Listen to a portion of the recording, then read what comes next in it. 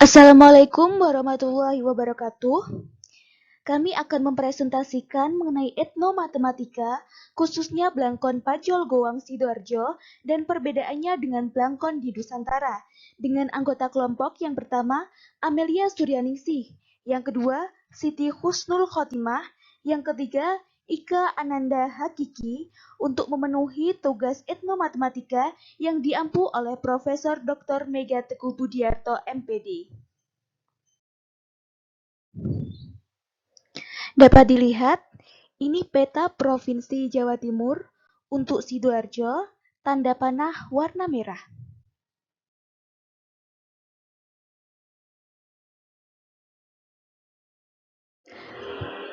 Dapat dilihat, ini merupakan peta Kabupaten Sidoarjo. Sidoarjo merupakan nama kabupaten yang ada di Provinsi Jawa Timur, Indonesia, yang terdiri dari 18 kecamatan. Kabupaten ini berbatasan dengan kota Surabaya, di sebelah utara dan juga Kabupaten Gresik. Kemudian di sebelah timur berbatasan dengan Selat Madura, di sebelah selatan berbatasan dengan Kabupaten Pasuruan, dan di sebelah barat berbatasan dengan Kabupaten Mojokerto. Kabupaten ini termasuk dalam kawasan Gerbang Kertasusila.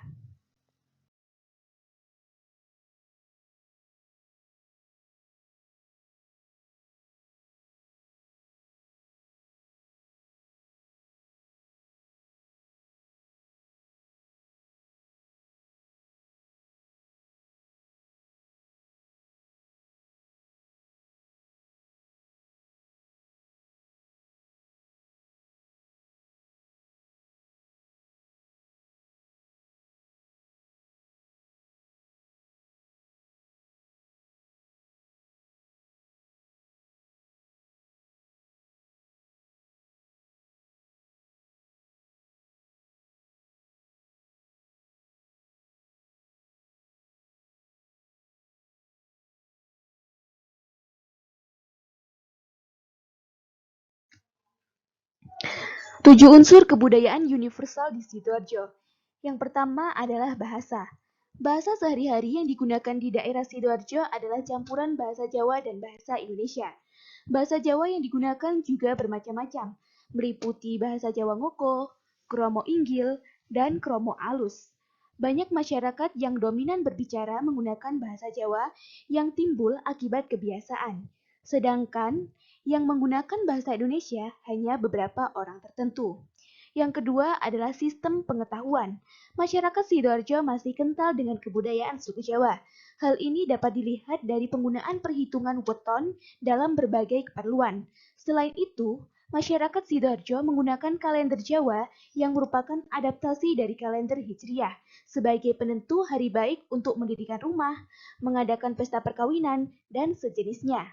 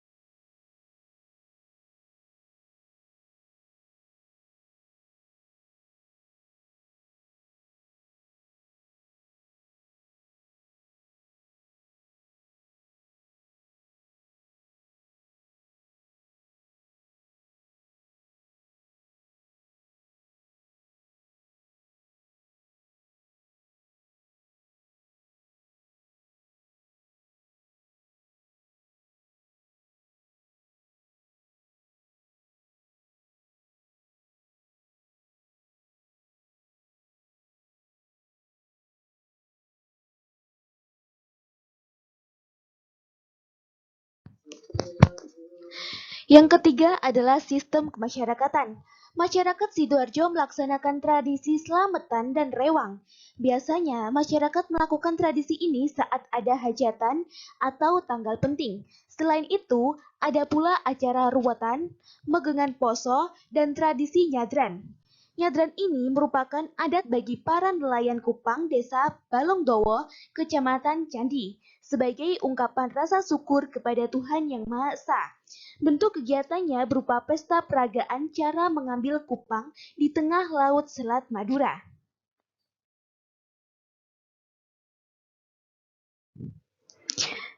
Yang keempat adalah peralatan hidup dan teknologi.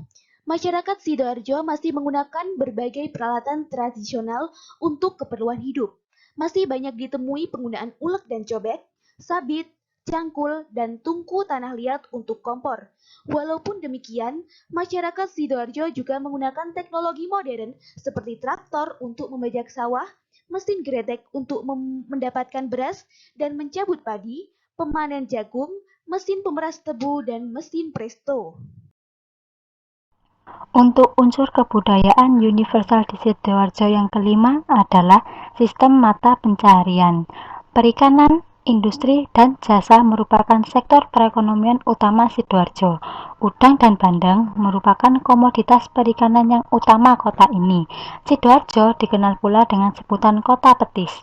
Sektor industri kecil juga berkembang cukup baik, di antaranya sentra industri kerajinan tas dan koper di Tanggulangin, sentra industri sandal dan sepatu di Wedorowaru dan Tebel Gendangan, sentra industri kerupuk di Telasih Tulangan, dan industri kerajinan blangkon di Wonoayu. Sebagian besar masyarakat bekerja sebagai petani, pegawai swasta, dan pedagang. Selanjutnya, unsur kebudayaan universal di Sidoarjo yang keenam adalah sistem religi. Agama yang dianut mayoritas masyarakat Sidoarjo adalah Islam.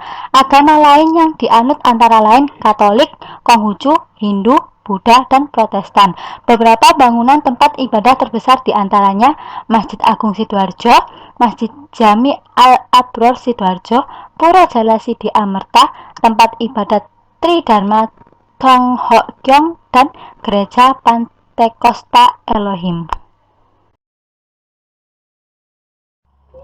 Untuk unsur kebudayaan universal di Sidoarjo yang ketujuh ialah kesenian. Kesenian daerah di Sidoarjo yaitu ludruk, jaranan, wayang kulit Jawa Timuran, hadro, kosida, banjari, tari remo, tari bandeng nener, tari Banjar Kemuning, teater daerah, reok cemandi, patrol, campur sari, dan upacara adat seperti nyadran, lalang bandeng, manten putri, jenggolo, dan lain-lain.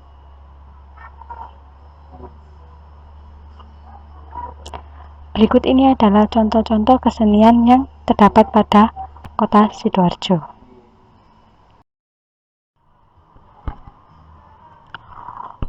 Wonoayu merupakan salah satu kecamatan di Kabupaten Sidoarjo yang terdiri dari 23 desa. Salah satunya adalah Desa Sawo Cangkring.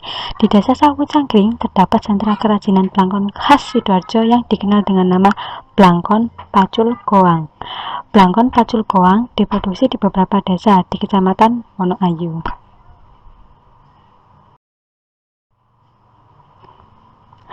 Blangkon adalah penutup kepala tradisional yang digunakan kaum lelaki di daerah Pulau Jawa.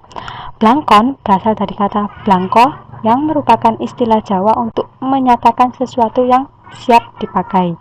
Dulu, blangkon belum memiliki bentuk bulat siap pakai, namun sama seperti ikat kepala lainnya dengan proses mengikat manual saat akan dipakai. Keberadaan ikat kepala dimulai saat Aji Soko berhasil mengalahkan Dewata Cengkar dengan cara menggelar sejenis sorban yang dapat menutup seluruh tanah Jawa. Teori lain mengatakan bahwa ikat kepala adalah pengaruh dari budaya Hindu dan Islam yang diserap oleh orang Jawa.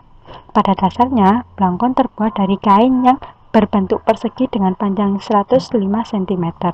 Standar ukuran blangkon diukur dari jarak antara garis melintang dari telinga kanan ke telinga kiri melalui ubun-ubun kepala dan dahi, sehingga didapatkan penomoran blangkon dari ukuran nomor 48 sampai nomor 59. Blangkon Pacul Goang Sidoarjo. Blangkon Pacul Goang adalah blangkon khas Sidoarjo yang memiliki lubang setengah lingkaran pada bagian atas blangkon. Blangkon ini berbahan kain batik khas Sidoarjo yang diproduksi di Kampung Batik Jetis. Motifnya berupa bunga, daun, dan tumbuhan lainnya yang berwarna cerah.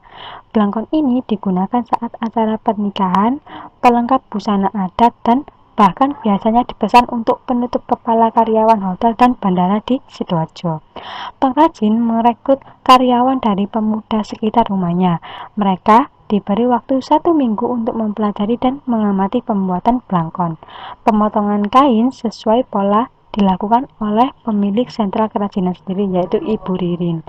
Blangkon yang dihasilkan selama 1 hari bisa mencapai 1 kodi dengan harga 55.000 per blangkonnya. Berikut ini adalah Blangkon Pacul Goang Sidoarjo. Ini adalah tampilan dari Blangkon Pacul Goang Sidoarjo jika dilihat dari berbagai sisi. Gambar yang pertama adalah bagian sebelah kanan dari Blangkon Pacul Goang Sidoarjo. Terdapat lubang pada sisi sebelah kanan ini. Kemudian gambar yang kedua ini adalah tampak depan dari blangkon yang dapat memperlihatkan seluruh bagian-bagian dari blangkon. Dan yang terakhir ini adalah tampak kiri dari Blangkon Pacul Goang. Selanjutnya adalah bagian-bagian dari Blangkon Pacul Goang. Yang pertama adalah goang. Goang adalah sebutan untuk lubang setengah lingkaran yang terdapat di bagian penutup kepala blangkon. Jika dilihat dari atas, maka bentuk blangkon akan seperti ini. Selanjutnya ada 2 cungkup. 2 cungkup ini terletak di bagian belakang blangkon atau terletak di bagian belakang kepala. Bentuknya berdiri tegak karena disangga oleh kawat. Selanjutnya adalah buncen tumpul. Bentuknya tumpul seperti ini, terletak di bagian sebelah kanan depan kepala. Bagian selanjutnya adalah buncen runcing. Bentuknya seperti ini, runcing di bagian depan dan memanjang dari sisi sebelah kiri blangkon sampai mendekati buncen tumpul. Dan bagian yang terakhir adalah penutup tengkuk. Penutup tengkuk ini berbentuk segitiga seperti ini, yang letaknya di belakang dan di depan blangkon. Untuk segitiga yang terletak di depan blangkon bentuknya kecil untuk menutup sebagian dahi, sedangkan segitiga yang lebih besar terletak di belakang blangkon, bentuknya lebih besar dikarenakan untuk menutup bagian dari belakang leher. Pada beberapa blangkon ada yang tidak menggunakan penutup tengkuk berbentuk segitiga seperti ini, melainkan hanya berupa lingkaran yang merupakan bagian dari blangkon itu sendiri. Ini adalah makna dari bagian-bagian dari blangkon Pacul Goang. Yang pertama adalah 2 cungkup. 2 cungkup ini berbentuk segitiga lancip ke atas, melambangkan sifat prajurit yang harus senantiasa ingat kepada Tuhan Yang Maha Esa. Pada sumber lain kami juga menemukan bahwa 2 cungkup ini berarti 2 kalimat syahadat. Tegaknya cungkup juga mengartikan keberanian prajurit. Bagian kedua adalah buncen tumpul. Buncen tumpul ini melambangkan sifat seseorang prajurit yang harus rendah diri dan andap asor untuk dapat menyatu dengan masyarakatnya. Kemudian adalah bagian penutup tengkuk. Penutup tengkuk ini melambangkan tertutupnya tengkuk. Prajurit harus dapat melihat kesalahan dirinya sendiri sebelum menyalahkan orang lain. Tengkuk atau yang dalam bahasa Jawa disebut jitok merupakan simbol dari diri kita. Kemudian pada bagian buncen runcing bentuknya menyerupai gunung. Bentuk ini melambangkan jiwa teguh dan kokoh. Selain itu, seorang prajurit harus pandai, cerdas, dan memiliki ilmu yang tinggi. Kemudian bagian terakhir atau kepala goang. Tertutupnya sebagian kepala melambangkan keseimbangan antara terbukanya pikiran prajurit dan upaya merahasiakan atau menutup keburukan dirinya. Hal ini dimaksudkan untuk menjaga kewibawaan prajurit itu sendiri. Selanjutnya, kami membahas tentang penomoran Blangkon Pacul Goang. Tersedia dua macam penomoran, yaitu nomor dewasa dan nomor anak-anak. Dewasa diberi nomor 6, 7, 8, dan 9, sedangkan anak-anak diberi nomor 2, 3, 4, dan 5. Berdasarkan narasumber kami, penomoran lain juga dapat diberikan sesuai dengan pesanan dan kebutuhan konsumen. Penomoran ini didasarkan pada keliling lingkaran yang terdapat pada blangkon yang merupakan keliling dari kepala. Contohnya untuk nomor 7 berarti keliling lingkaran ini adalah 57. Kemudian untuk nomor 2 berarti keliling lingkaran ini adalah 52 dan seterusnya. Kemudian alat dan bahan dalam membuat blangkon Pacul Goang. Yang pertama adalah kain batik. Narasumber kami menggunakan kain batik berukuran panjang 2 meter dengan lebar 1,5 meter dan dapat menghasilkan 8 blangkon.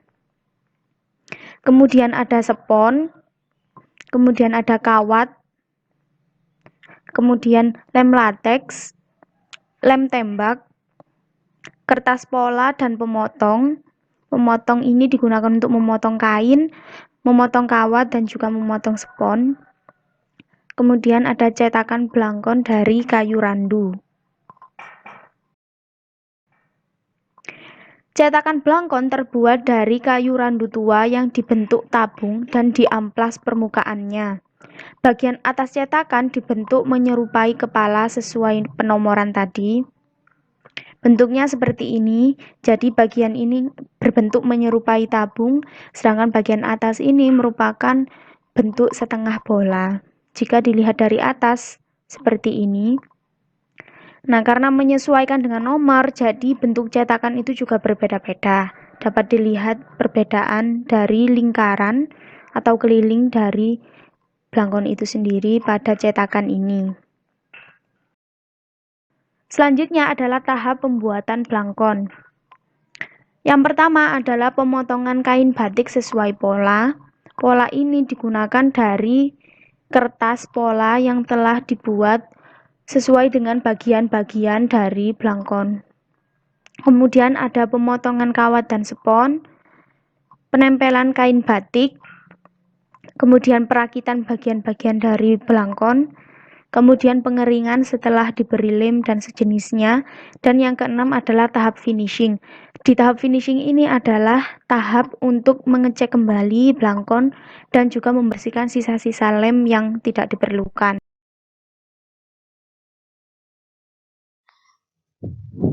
Blangkon-blangkon di Indonesia. Salah satunya adalah Blangkon Madura atau biasa disebut sebagai odeng. Odeng pada masyarakat Madura memiliki arti simbolis yang cukup kompleks, baik dari ukuran motif maupun cara pemakaian. Di tengah pengrajin, selain bernilai seni, odeng menyimpan makna filosofis. Bahan kainnya pun terbuat dari kain tertentu, seperti kain batik Setorjo, yang khas warnanya merah pekat. Selain kain, odeng memiliki bahan dasar seperti kawat, kertas, dan lem pelekat. Bentuk dan cara pemakaian odeng juga menunjukkan derajat kebangsawanan seseorang. Semakin tegak kelopak odeng, semakin tinggi derajat kebangsawanan. Semakin miring kelopaknya, maka derajat kebangsawanan semakin rendah. Di Madura, pengrajin odeng masih belum begitu banyak, karena bagi pengrajin, entitas odeng sangat begitu sakral, mulai dari mempertahankan nilai filosofis dan proses perakitan.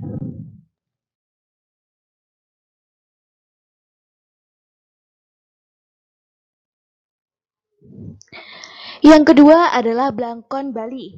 Seperti juga daerah-daerah lain di Indonesia, masyarakat Bali pun memiliki busana tradisional. Salah satunya adalah udeng, ikat kepala yang dikenakan oleh kaum pria Bali. Udeng umum dikenakan oleh masyarakat dari berbagai lapisan, baik kalangan bangsawan maupun orang biasa, dari anak-anak hingga sesepuh. Seluruh masyarakat Bali menggunakan ikat kepala ini. Udeng memiliki bentuk simetris bilateral dengan sisi sebelah kanan lebih tinggi dari sisi kirinya. Bentuk asimetris ini memiliki makna filosofis. Setiap orang harus berusaha melakukan kebajikan. Kaum pria Bali menggunakan udeng dalam banyak aktivitas keseharian mereka. Masyarakat menggunakan udeng baik dalam pertemuan informal, acara-acara resmi, hingga ritual peribadahan dan upacara keagamaan. Ketika beribadah di pura, udeng digunakan untuk mencegah adanya rambut yang rontok yang dapat melanggar kesucian pura. Udeng yang digunakan saat beribadah umumnya berwarna putih polos.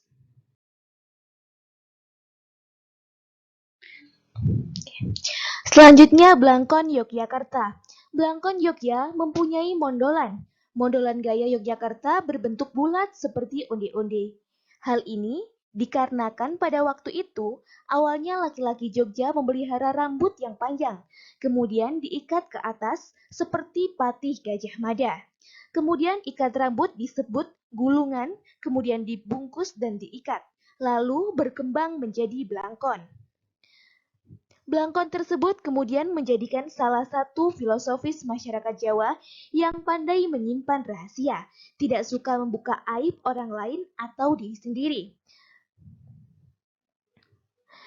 Dan dalam bertutur kata dan bertingkah laku penuh dengan kiasan dan bahasa yang halus, sehingga menjadikan mereka selalu berhati-hati, tetapi bukan seperti basa-basi, akan tetapi sebagai bukti keluhuran budi pekerti orang Jawa. Dia pandai menyimpan rahasia dan menutup aib. Dia akan berusaha tersenyum dan tertawa. Dalam pikirannya hanyalah bagaimana bisa berbuat yang baik demi sesama walaupun mengorbankan dirinya sendiri.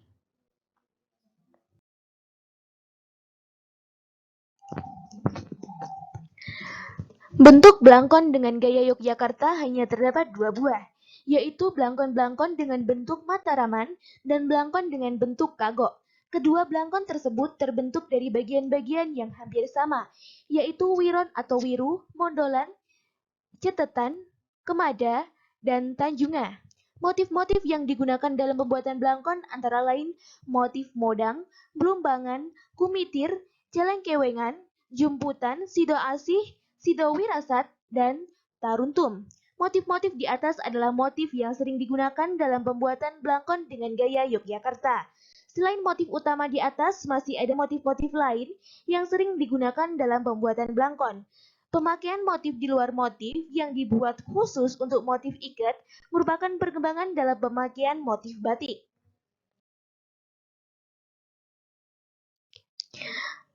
Makna simbolis bentuk blangkon gaya Yogyakarta antara lain wiron atau wiru berjumlah 17 lipatan yang melambangkan jumlah rokaat sholat dalam satu hari. Mondolan merupakan makna kebulatan tekad seorang pria dalam melaksanakan tugasnya walaupun tugasnya sangat berat. Catatan mempunyai makna permohonan pertolongan kepada Allah Subhanahu wa taala. Kemada bermakna menyamakan atau menganggap sama seperti putra sendiri. Selanjutnya, tanjungan mempunyai makna kebagusan. Artinya, supaya terlihat lebih tampan sehingga disanjung-sanjung dan dipuja.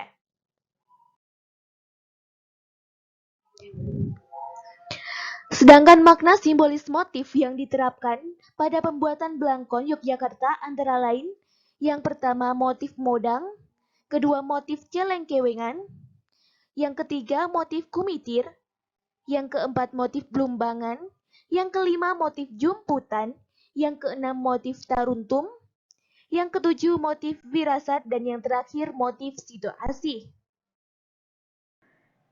Selanjutnya adalah blangkon yang ada di wilayah Cirebon. Bendo adalah sebutan blangkon khas Cirebon. Blangkon ini tidak memiliki bendulan di bagian belakang yang menonjol sebesar kepalan tangan ke belakang. Pada bagian belakang terdapat ragam hias tak nampak yang disebut simpal. Beberapa blangkon juga dilengkapi dengan sawat atau kepak, yaitu bentuk pita seperti sayap kupu-kupu, biasanya pada jenis adipatian, dan langse yang biasanya terdapat pada jenis kesatriaan, yaitu bagian ujung kain yang disisakan terjuntai. Terdapat 4 jenis blangkon yang ada di Cirebon. Jenis pertama adalah blangkon adipatian. Blangkon ini biasa dikenakan oleh seorang sultan pada acara formal seperti menyambut tamu, kunjungan kerja, dan kunjungan kenegaraan. Bentuk blangkon ini di bagian belakangnya terdapat bentuk menyerupai sayap kupu-kupu yang disebut sawat atau kepak. Jenis yang kedua adalah blangkon kesatrian atau blangkon kesatriaan. Blangkon ini biasa dipakai oleh kaum pemuda petinggi keraton dalam acara menyambut tamu, upacara adat, dan sebagainya. Pada bagian belakang terdapat bentuk langse atau yang biasa disebut kencir, yaitu 2 ujung kain yang diuraikan ke belakang menyerupai rambut panjang. Yang ketiga adalah jenis blangkon kawibawan. Blangkon ini merupakan blangkon yang digunakan para pinisepuh keraton yang ada di Cirebon. Biasanya digunakan untuk pelengkap pakaian adat keraton yang dipakai pada upacara atau acara formal. Blangkon ini disebut juga blangkon polosan karena memiliki bentuk yang polos, tidak terdapat ragam hias atau variasi tambahan. Jenis yang keempat adalah blangkon kementerian. Seperti namanya, blangkon ini digunakan oleh para mantri atau para abdi dalem dan simpatisan keraton. Blangkon ini disebut juga blangkon ireng atau dalam bahasa Indonesia ireng berarti hitam karena dominan warna yang ditampilkan pada blangkon ini adalah warna hitam. Selanjutnya, blangkon yang ada di wilayah suku Betawi. Daerah DKI Jakarta, mayoritas penduduknya adalah suku Betawi. Mereka memiliki model blangkon yang berbentuk seperti penutup kepala polosan. Pada bagian belakang blangkon ada yang berbentuk tetesan air maupun sisa kain yang membelakangi karena dilipat ke dalam blangkon. Blangkon Betawi juga disebut bendo, yang digunakan sebagai pelengkap pakaian adat Betawi dan acara resmi lainnya. Ini adalah contoh blangkon yang ada di suku Betawi. Warnanya dominan terang, seperti warna biru, kuning, orange, hijau, dan juga merah. Motifnya juga beragam, mulai dari ragam hias tumbuhan seperti bunga, daun, ranting, dan juga yang paling khas dari Betawi adalah bentuk ondel-ondel. Kemudian ada blangkon dari Solo. Blangkon Solo dikenal mulai dari kepemimpinan Pakubuwono III setelah terjadinya perjanjian Giyanti. Sebelum itu, blangkon Solo memiliki bentuk seperti blangkon dari Yogyakarta. Adapun perbedaan antara blangkon Yogyakarta dengan blangkon Solo secara fisik yaitu terletak pada mondolan di belakang blangkonnya. Beberapa motif blangkon Solo antara lain motif Solo muda atau motif keprabonan. Kemudian ada juga motif kasatrian, motif perbawan, motif dinas, dan motif tempen. Kemudian ada juga blangkon dari Sunda atau bisa disebut dengan iket atau totopong. Iket atau totopong dipandang dan dianggap tepat sebagai benda yang dapat melindungi kepala saat melakukan aktivitas dan sekaligus menjadi atribut sosial. Bentuknya yang beragam diciptakan sebagai simbol yang berkaitan dengan keagamaan, upacara adat, dan status sosial tokoh-tokoh masyarakat yang dianggap mempunyai peranan dalam suatu kelembagaan. Iket sebagai tutup kepala memiliki nilai yang lebih berharga dibandingkan dengan tutup kepala yang lain karena dalam proses pembentukannya memerlukan kejelian, keterampilan, ketekunan, kesabaran, dan rasa estetika yang tinggi dari pemakainya. Hal ini akan membuktikan bahwa iket dapat mencerminkan status simbol pemakainya. Iket berpadanan kata dengan totopong atau udeng, bahasa Sunda halusnya. Ditotopong berarti mengenakan tutup kepala menurut aturan tertentu. Bentuk totopong itu ada yang disebut dengan bendo, porteng, lohen, barangbang, semplak atau mantokan, kuda ngencar, dan paros nangka.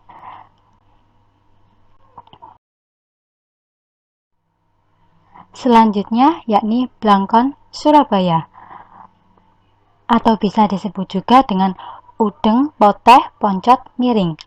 Udeng adalah ciri khas penutup kepala bermotif batik khusus untuk laki-laki di Surabaya.